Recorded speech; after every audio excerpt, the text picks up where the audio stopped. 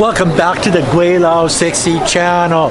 Hey, I'd like to thank everybody that gave me positive comments on my last troll video. It actually helped, and there was a couple people that gave me WeChat cash and plugged the channel with extra money. All the support we get is good. Anyway, that's not what this video is about. I've been getting a lot of comments from former Chinese people that say, I left China in 1974, or I left China in 1981. I moved to the United States, I moved to Canada, I moved to Australia, and they're saying, oh, my life is so much better than it used to be in China. I can understand that, because I've been through the same thing. Back in 2003, I started coming to China, and when I did that, well, Wei Feng and I would travel back and forth. We started doing it 3-4 weeks at a time every year to visit family and friends and whatever. And before I'd come back to China, I would say, oh, and it's afternoon, so yes, Wusu Pijo. I would be talking to my dad and say, you know, Wei Feng and I are thinking about maybe retiring in China someday, when we pull the plug and get the hell out of Dodge and don't have to work anymore. And he'd say, yeah, okay, and he'd sort of shrug it off, because he's an older guy, hey, smart, whatever. And when I come back from China, he'd say, so are you still trying to, are you still thinking about retiring in China? I'd say, no, fuck that shit, what a shithole country that is. And that went on for about 5 years, from about 2003, 2004 to 2008, 9-ish type thing. And then I came back, I think it was 2009 or 2010, and he asked me the same question. He says, so, and it was a joke for him, eh? Like, oh, you want to do this until you actually go do it, and then reality slaps you in the face, and the attitude changes. So it was 2010 I came back, and he says, so are you still thinking about retiring in China? And I said, yes. And he looked at me, he says, what changed? I said, China changed. And you see, back in 2003, 2004, 2005, people didn't own cars. We had no subway system. We had no high-speed trains. We had shitty airports. The hospitals were like 4-story old buildings. The educational schools were second, third rate. The roads were the shits. There was pollution. You come into Beijing on an airplane and you try to walk across the street. You couldn't see across the street because of pollution. Well, by 2010, things were getting better. Not 100% better, but I could see things were getting better. And I noticed that China was going in a positive direction. And then when I went back to Canada, Canada was sort of just sitting still. And the United States too. Oh no, whoever said on the comments, oh, you've never lived in the United States, how do you know? I spent 4.5 years in Yuma, Arizona, guys, so like I sort of know the United States. Oh, is that beer?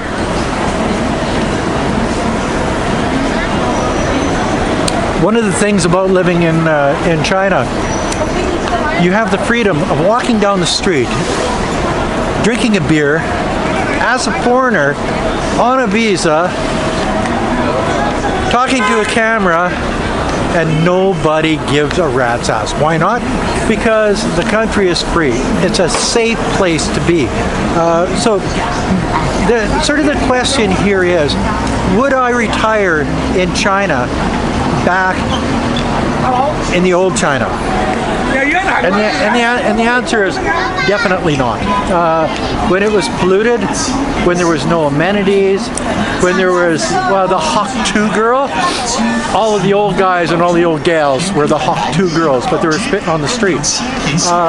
It wasn't clean. It had no amenities. It had no infrastructure.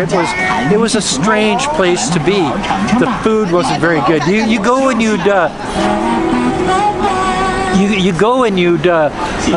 eat street food and you would get sick the next day. Well, I'm a beer drinker and I eat street food. So you do that and you get sick the next day. But with me, 2 days later, I'd be back at the same place, eating the same stuff, because I'm a sucker for punishment. You know what I mean? But those days are over. Those days are in the past. And the people that left in 1974 and 1981, or whenever they left, they don't see the China of today. What they see is the China of yesterday, and China is not that same country anymore. Now China is a hustling and bustling community where there's actually vehicles on the streets. There's high-speed trains that do 300 and 350 kilometers an hour. You can spend 40 bucks and be 500 kilometers out of the city in 2 hours. You can jump on an airplane. You can drive your vehicles on beautiful highways. They have state-of-the-art hospitals. They have good educational. They have McDonald's. Yes, they do.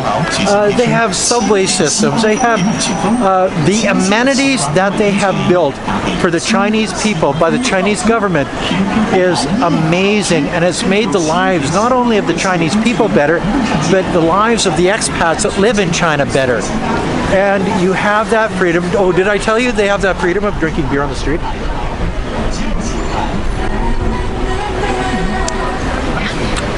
I'm downtown Chaoyang district, and I haven't seen one homeless person or one drug addict.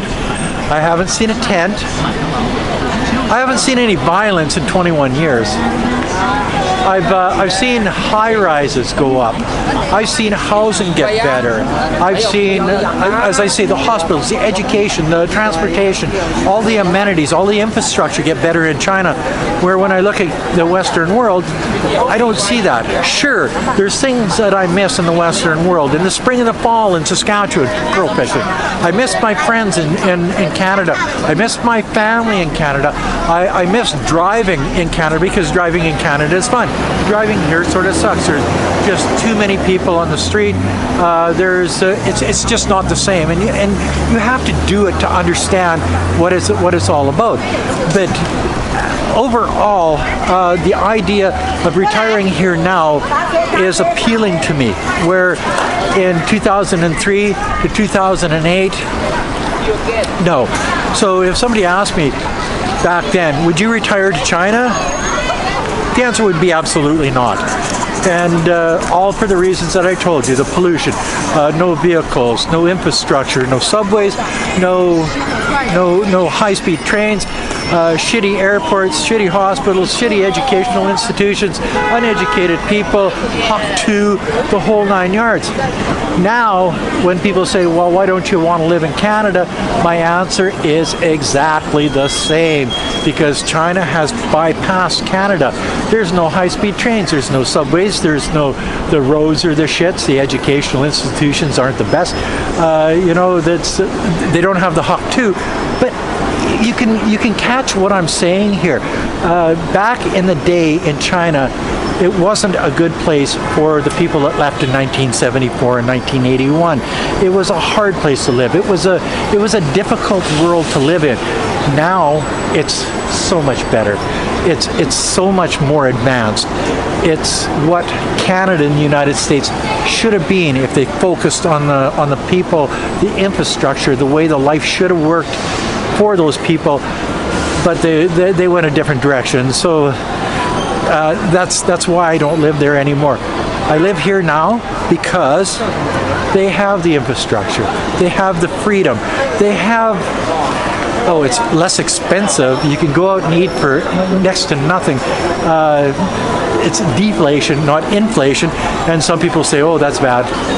Well, no, when your housing costs less, your beer costs less, your food costs less, you go to the doctor, it costs less, the whole thing costs less. Well, how can that be bad for your local citizen?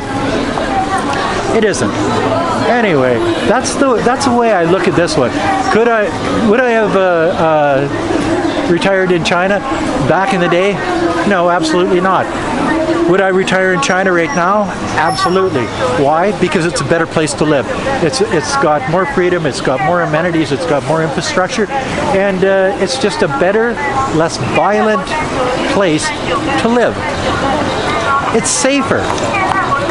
And the weather's better. Oh, and the girls are gorgeous. And that's all I have to say about that. And that's another video from Gweilo 60 on the streets of Nanning, China. Hello. Hello. Hello. See, and people are friendly. So that's another video from Gweilo 60 on the streets of China. And I hope you appreciate this type of video. Like, comment, subscribe. Until next time. Peace out. Oh, and that's Wusu Pijo. I like Wusu Pijo. It's so good. Bye now.